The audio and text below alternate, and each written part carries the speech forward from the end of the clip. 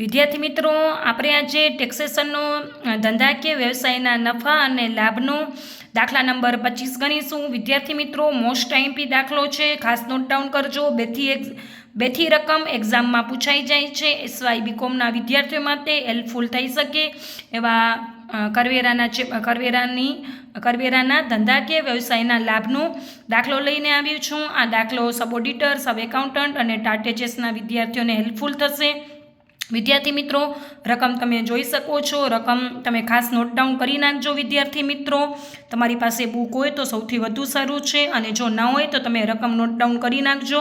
ચોખ્ખો નફો આપેલ છે 50,000. આપણાને વીમો આપેલ હતો. સૌથી પહેલાં વિદ્યાર્થી મિત્રો આપણે હવાલા ટીક કરી નાખશું. વીમા પૈકી 2,000 અંગત જીવન વીમાના છે, તો પહેલો હવાલો ટીક કરશું. 1/4/23ના રોજ મોટરની ઘસારા બાદ કિંમત 1,00,000. 15% દરે ઘસારો મજરે મળે છે. મોટરનો 1/3 ભાગ અંગત ગણવો. 1/4/23ના રોજ જાહેરાત ખર્ચના 35,000નો ખર્ચ ચૂકવ્યો. આનો લાભ 5 વર્ષ સુધી મળવાનો છે.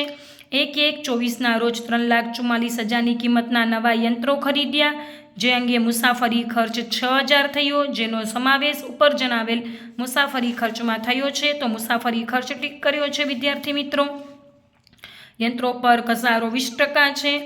આ આકારણી અધિકારીએ 23/24ના કાલખાદ 4,849 માન્ય રાખેલ છે. તો કાલખાદ આપણે યાદ રાખી લેશું. કાલખાદ તમને આપેલી હશે અને નહીં આપેલું હોય તો હું તમને સમજાવી દઈશ. વિદ્યાર્થી મિત્રો, હવે આપણે દાખલાની શરૂઆત ચોખ્ખા નફાથી કરશું. તો તમે જવાબમાં જોઈ શકો છો. વિદ્યાર્થી મિત્રો, મેં દાખલો લખી જ નાખ્યો છે. આઈએમપી છે. સૌથી પહેલાં લખવાનું નફા નુકસાન ખાતા મુજબનો ચોખ્ખો નફો. દાખલામાં આપેલ છે નફો 50,000 રૂપિયા. પછી આપણે ટાઇટલ આપવાનું છે, પ્લસ મેં જેમ ટાઇટલ આપ્યા છે એવી જ રીતે આપવાનું. પેલું ટાઇટલ આપવાનું ઉમેરો મજરે ન મળે તેવા ખર્ચા. વિદ્યાર્થી મિત્રો, આ એવા ખર્ચા છે જે નફા નુકસાન ખાતાની ઉધાર બાજુ બતાવેલા છે, જે ધંધાના ખર્ચા નથી પણ નફા નુકસાન ખાતાની ઉધાર બાજુ બતાવ્યા. ઉધાર બાજુ એટલે બાદ થયેલા છે. હવે આપણે ક્રોસ એન્ટ્રી આપવાની છે, આપણે પ્લસ કરી નાખવાનું. હવે આપણે લાઈન જોતા જશું. વિદ્યાર્થી મિત્રો, વીમામાં આપણે કંઈક હવાલો હતો તો વીમાનો આપણે હવાલો વાંચી લેશું. વીમા પૈકી 2,000 અંગત જીવન વીમાના છે. વિદ્યાર્થી મિત્રો, અંગત કાંઈ પણ હોય, ઉપહાર આપેલ હોય, આવકવેરો આપેલ હોય, મૂડી પર વ્યાજ આપેલ હોય, જીવન વીમો આપેલ હોય, નફા નુકસાનની ઉધાર બાજુ બતાવેલું હોય, તો આપણે આ શીર્ષક હેઠળ લખી નાખવાનું મજરે ન મળે તેવા ખર્ચામાં. આપણે લખી નાખશું જીવન વીમો 2,000 રૂપિયા. પછી લોનનું વ્યાજ કોઈ પણ ધંધામાં હોય, મેં તમને કીધું તો મૂડીનું વ્યાજ આપેલ હોય, ઉપહાર આપેલો હોય, આવકવેરો આપેલ હોય, તો તમારે મજરે ન મળે તેવા ખર્ચામાં લખી નાખવાનું મૂડીનું વ્યાજ 12,000. વિદ્યાર્થી મિત્રો, પગાર કોઈ પણ ધંધામાં હોય, ભાડું વેરા કોઈ પણ ધંધામાં હોય. મોટર ખર્ચામાં કીધું શું હતું કે મોટરનો વપરાશ 1/3 અંગત ગણવો. મેં તમને શું કીધું હતું? અંગત ખર્ચા મજરે ન મળે તેવામાં. એટલે મોટર ખર્ચા 9,000 હતા, એમાંથી 1/3 ભાગ અંગત ગણવાનું. તો આપણે લખી નાખવાનું મોટર ખર્ચા 9,000નો 1/3 ભાગ એટલે 3,000. આપણે અહીંયા અંગત લખવાનું છે, ધંધાનું તો માન્ય જ હોય. વિદ્યાર્થી મિત્રો, કાનૂની ખર્ચા કોઈ પણ ધંધામાં હોય. મુસાફરી ખર્ચામાં હવાલો વાંચજો. આપણે સમજશું કે 1/1/24ના રોજ 3,44,000ની કિંમતના નવા યંત્રો ખરીદ્યા, જે અંગેનો મુસાફરી ખર્ચ 6,000 થયો, જેનો સમાવેશ 50,000ના મુસાફરી ખર્ચમાં થયા. એટલે આપણે આ મુસાફરી ખર્ચ રહ્યો ને, વ્યક્તિનો મુસાફરી ખર્ચ છે, મિલકતનો મુસાફરી ખર્ચ નથી. મિલકતનો કોઈ પણ ખર્ચ હોય ને તો મિલકતમાં ઉમેરવાનો હોય. આપણે મુસાફરી ખર્ચમાં ઉમેરી દીધું છે, એટલે આમાં 50,000 સમાઈ ગયા છે. એ મૂડી ખર્ચ કહેવાય ને. મૂડી ખર્ચ મજરે ન મળે તેવા શીર્ષકમાં લખવાનું. એટલે લખવાનું યંત્રનો મુસાફરી ખર્ચ. દાખલામાં આપેલ છે 6,000. બધાનો સરવાળો કરશો વિદ્યાર્થી મિત્રો, એટલે 23,000 આવી જશે. હવે તમારે ટાઇટલ આપવાનું છે. વિદ્યાર્થી મિત્રો, ઉધાર બાજુના ખર્ચા આપણે બધા જોઈ લીધા છે. આમાંથી એવા ખર્ચા જે ધંધાના નથી, અંગત ખર્ચા છે, દાન, સખાવત, આવકવેરો, આ બધું ધંધાનું નથી. એ બધું ક્યાં આવશે? મજરે ન મળે તેવા શીર્ષકમાં. એવી જ રીતે નફા નુકસાનની જમા બાજુ આવકો આપેલી હશે, જે ધંધાકીય વ્યવસાયના શીર્ષક સિવાયની આવકો હોય, એ બધી ધંધાકીય વ્યવસાયમાં બતાવવાની ન હોય. એટલી બધી જમા થઈ ગયો. તો હવે આપણે ક્રોસ એન્ટ્રી કરી નાખવાની, બાદ કરશું. આપણે ટાઇટલ આપશું બાદ મજરે ન મળે તેવી આવકો. એટલે એવી આવકો જે ધંધાની નથી. એવી આવકો જે ધંધાની નથી છતાં પણ આપણે નફા નુકસાન ખાતાની જમા બાજુ બતાવી છે. કાચો નફો ધંધામાં હોય, પરચુરણ આવક હોય, પણ વિદ્યાર્થી મિત્રો સરકારી જામીનગીરીનું વ્યાજ એ અન્ય સાધનના શીર્ષક હેઠળ આવે, પણ આપણે નફા નુકસાન ખાતામાં બતાવી દીધું છે. એટલે ધંધાની આવક ના કહેવાય, તો આપણે મજરે ના મળે તેવી આવકમાં લખી નાખશું સરકારી જામીનગીરીનું વ્યાજ. એના પછીનું ટાઇટલ આપશું મજરે મળે તેવા ખર્ચા, એટલે એવા ખર્ચા જે ધંધાના ખર્ચા છે. ખાસ નોટ ડાઉન કરજો વિદ્યાર્થી મિત્રો. હવે આપણે હવાલો પહેલો થઈ ગયો છે. બીજો હવાલો વાંચશો ને તો 1/4/23 આપણાને મોટરકારના ખર્ચા આપેલા હતા, પણ મોટરકારનો ઘસારો નહોતો આપેલો. તો મોટરકારની ઘસારા બાદ કિંમત 1 લાખ હતી.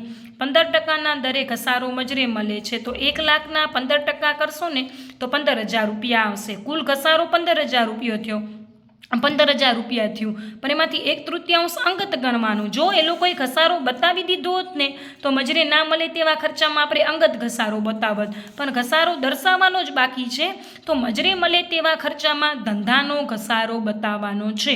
એટલે 15,000ના 1/3 અંગત છે, તો 2/3 ધંધાનો ખર્ચો થાય. એટલે 15,000 ગુણ્યા 2/3 કરશો ને એટલે મજરે મળે તેવા ખર્ચામાં 15,000 મોટરકારનો ઘસારો 1/3 કરીએ એટલે 5,000 આવે.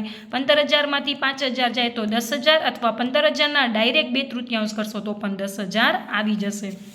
વિદ્યાર્થી મિત્રો ખાસ નોટ ડાઉન કરજો. એટલે પહેલો હવાલો થઈ ગયો, બીજો હવાલો થઈ ગયો. હા, ત્રીજો હવાલો 1/4/23 રોજ જાહેરાત અંગે 35,000નો ખર્ચ ચૂકવ્યો. આને કહેવાય પ્રસારિત મહેસૂલી ખર્ચો, જે અવાસ્તવિક મિલકત કહેવાય, જેનો લાભ 5 વર્ષ સુધી મળવાનો છે. તો 35,000 ભાગ્યા 5 એટલે દરેક વર્ષે કેટલા, એટલે 35,000 ભાગ્યા 5 એટલે 7,000. તો દરેક વર્ષે આપણે 5,000 માંડી વારવાના. એટલે આ વર્ષના આપણે 7,000 માંડી વારવાના, જે આપણે નોંધ્યા જ નથી, નોંધવાના બાકી રહી ગયા છે. એટલે આપણે ત્રીજા નંબરના પોઈન્ટમાં લખશું મજરે મળે તેવા ખર્ચામાં માન્ય જાહેરાત ખર્ચ 7,000 રૂપિયા. ખાસ નોટ ડાઉન કરજો વિદ્યાર્થી મિત્રો. હવે એના પછીનો પોઈન્ટ વાંચો. આકરણી અધિકારીએ 23-24ની કાલખાદ 4,889 માન્ય રાખેલ છે. એટલે આપણે લખશું માન્ય કાલખાદ, જે આપણો ખર્ચ કહેવાય. કાલખાદ 4,889. હવે આપણે નોટ ડાઉન કરશું યંત્રોનો ઘસારો. ખાસ નોટ ડાઉન કરજો. 1/1/24 વિદ્યાર્થી મિત્રો આપણું વર્ષ પૂરું થાય છે 31/3/24 અને આપણે યંત્રો ખરીદ્યા 1/1/24 એટલે જાન્યુઆરી, ફેબ્રુઆરી અને માર્ચ મહિનો, એટલે 3 મહિના જ થાય છે. વિદ્યાર્થી મિત્રો ટેક્સેશનમાં ખાસ નોટ ડાઉન કરજો. આપણે નામામાં તો જેટલા મહિના થાય ને એ પ્રમાણે આપણે ઘસારો ગણીએ, પણ ટેક્સેશનમાં જો 180 કોઈપણ મિલકત 180 દિવસ કે તેથી ઓછા સમય માટે ધારણ કરી, કોઈપણ મિલકત વિદ્યાર્થી મિત્રો ટેક્સેશનમાં તમે કોઈપણ મિલકત ધારણ કરી હોય અને 180 દિવસ કે ઓછો સમય તમારી પાસે રહી હોય તો તમે જેટલો ઘસારાનો દર આપ્યો હોય એના 50% તમારે ઘસારો ગણવાનો. એટલે આપણે યંત્ર હતું 3,44,000 પ્લસ 6,000 ખર્ચો થયો હતો. મિલકતની ખરીદી વખતે જે ખર્ચો થાય એ મિલકતમાં ઉમેરાય, એટલે 3,44,000 પ્લસ 6,000 એટલે 3,50,000 થશે. આપણે 1/1/24 ખરીદ્યું એટલે હજી 3 મહિના થયા વિદ્યાર્થી મિત્રો. તો 3,44,000 પ્લસ 6,000 એટલે 3,50,000. એના તમે 20% કરવાના છે વિદ્યાર્થી મિત્રો. યંત્રોનો ઘસારો 3,44,000 પ્લસ 6,000 એટલે 3,50,000. એના 20% કરવાના, પણ 180 દિવસ કે તેથી ઓછા છે, એટલે 3,50,000ના 20% કરશો એટલે 70,000 આવશે. 180 દિવસ કે તેથી ઓછા છે એટલે 70,000ના 50% કરશું એટલે 35,000 ઘસારો આવશે. વિદ્યાર્થી મિત્રો ઘસારો નોંધવાનો રહી જ ગયો છે, એટલે મજરે મળે તેવા ખર્ચામાં નોંધી નાખ્યો છે. હવે વિદ્યાર્થી મિત્રો એના પછીનું ટાઇટલ આવે ઉમેરો મજરે મળે તેવી આવકો, જે આપણે દાખલામાં કાંઈ આપેલી નથી. તો વિદ્યાર્થી મિત્રો હવે આપણે દાખલો સોલ્વ કરશું. 50,000 પ્લસ 23,000 માઇનસ 5,000 અને માઇનસ આ બધાનો સરવાળો કરશું ખર્ચાનો, એટલે જે સોલ્યુશન આવે એ બાદ કરી નાખવાનું. 50 પ્લસ 23 એટલે 73 માઇનસ 5,000, એમાંથી આ બધા ખર્ચા માઇનસ કરવાનું, એટલે છેલ્લે તમારો જવાબ આવશે 11,111. એને કહેવાનું ધંધા કે વ્યવસાયના શીર્ષક હેઠળ કરપાત્ર આવક. ખાસ નોટ ડાઉન કરજો વિદ્યાર્થી મિત્રો. દાખલામાં કાંઈ પણ કન્ફ્યુઝન હોય તો જરૂરથી મને કમેન્ટ બોક્સમાં જણાવજો વિદ્યાર્થી મિત્રો. કોઈ પણ પ્રશ્ન, કોઈ પણ કન્ફ્યુઝન હોય તો મને જરૂરથી જણાવજો. અને વિડીયો ગમ્યો હોય તો તમારા વિદ્યાર્થીઓ સાથે, તમારા મિત્રો સાથે જરૂરથી શેર કરજો. વિડીયોને લાઈક કરી દેજો, ચેનલને સબસ્ક્રાઈબ કરી દેજો. Thank you for watching.